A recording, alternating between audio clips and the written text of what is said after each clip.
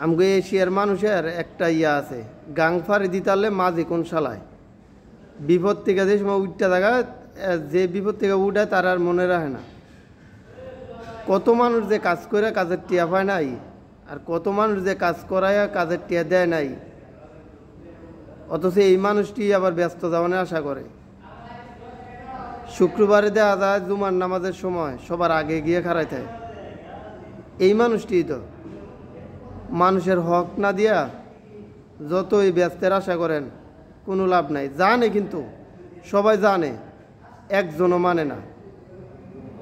ঠিক আছে, সবাই ব্যস্তের পাগল, আবার এই দুনিয়ার সবার হক মারার পাগল। হক না মারতে পারলে তো আর বড়লোক হওয়া যায় না। হালাল পথে কামাই করে তো বড়লোক হওয়া অসম্ভব, এটা জীবনও পারত না।